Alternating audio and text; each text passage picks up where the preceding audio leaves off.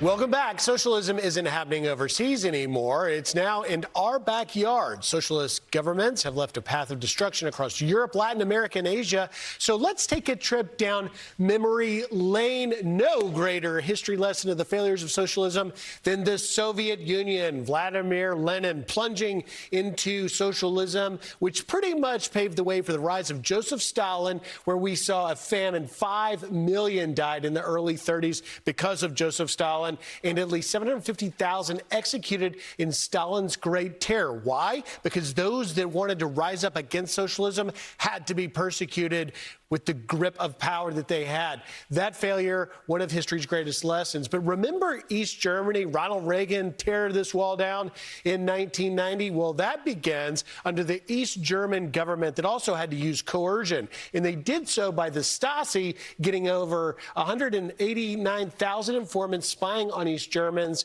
At least 140 died at that wall before it came down in 1990. Bulgaria doesn't get much mention, but another great case of simple textbook socialism and communism failures. 20 to 40,000 people murdered without any trial. Check this out. Remember, the collectivization of land is at the heart of socialism. In 1947, under 4% was collectivized. 10 years later, it's 90%. Hungary, everyone knows that story, a great textbook lesson of it. 1956 anti-communist revolt, crushed by who? Soviets. They're following the Soviet playbook. Hundreds of thousands are fleeing to the West. We're still dealing with some of that now. China, by the way, one of the only still socialist and communist models, but the famine in their history killing 20 million. In Venezuela, we're well aware of that. An interesting point about what we have tried to do there. Even still, you have over 50% living in extreme poverty, and the IMF estimates that the inflation rate staggering 682,000. Quickly, let me just show you one more wall, and that is the candidates that we know. On this coming Tuesday, out in Colorado, you have Vlad Quiros, a Democratic socialist, endorsed by Bernie Sanders, running against Rep.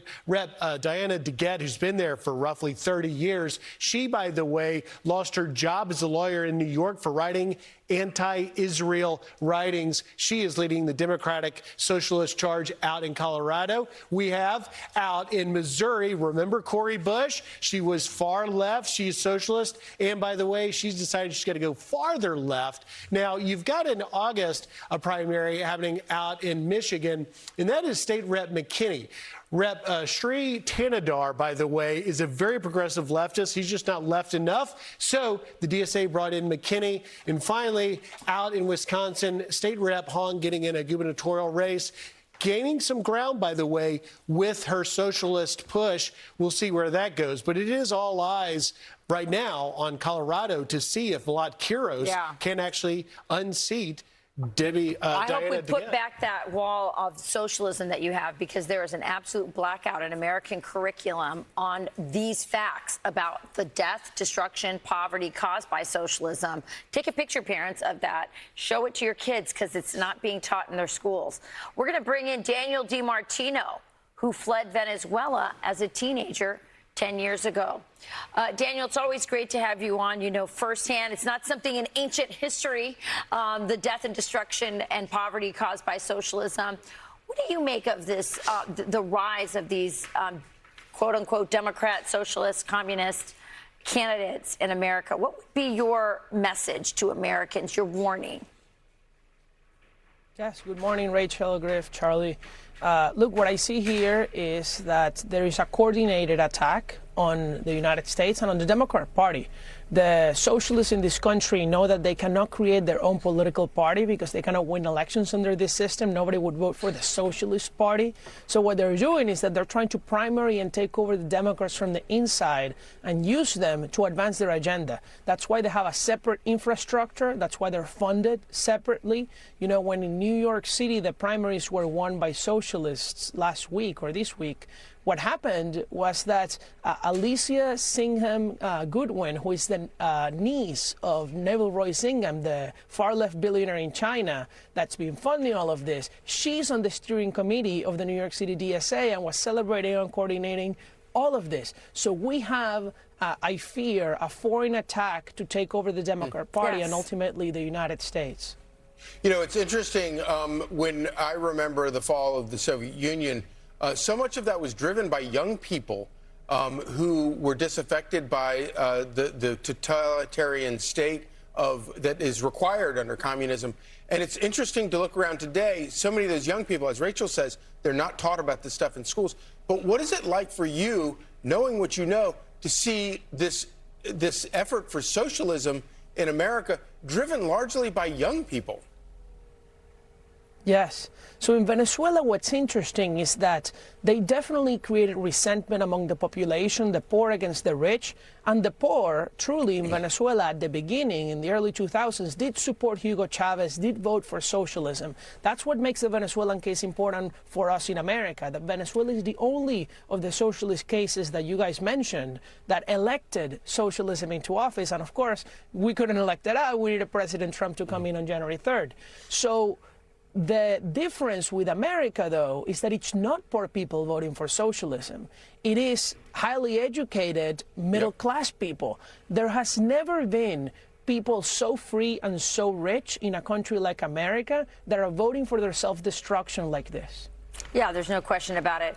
Daniel, I know that your heart and soul right now, as an immigrant to this country, but originally from Venezuela, your heart is with the Venezuelan people right now who are going through, the terrible repercussions of an awful earthquake. We're going to be talking about the earthquake later, but I want you to put it in the context of socialism, because a lot of the destruction that we're seeing earthquakes happen, but very, very poor, dysfunctional, corrupt countries are unable to handle it. And I think a lot of it is caused by that. What are your thoughts on that? You got it absolutely right, Rachel. We need to pray for Venezuela, for the thousands of victims. Look, the truth is Japan faces, Peru faces, Chile faces 7.0 earthquakes all the time. And you don't see tens of thousands of deaths, and you don't see tens of thousands of homeless people and people who are just missing, like in Venezuela. And the reason is that Venezuela's most affected areas were government socialist housing projects, the free public housing that they want to sell to us as a good thing here in America. And that fell apart, of course. The other thing that happened is that the government is actually actively stealing the aid from the people. The government doesn't want to let civil society organize. That's what socialist governments do, because they don't like free enterprise, they don't like freedom. And lastly, the other thing that happened is that because there's a shortage of medicine, there's a shortage of goods, people who have left who are physicians, then the people who could survive end up dying, and these are all preventable deaths. Yeah. Such a great perspective. Yeah. We need elections in Venezuela. Things need to change. That's right. Thank you, Daniel. Thank you, Daniel. Great to see you. Thank you. Be sure to like and subscribe for all the Fox News latest on YouTube, and catch full shows streaming now on Fox One.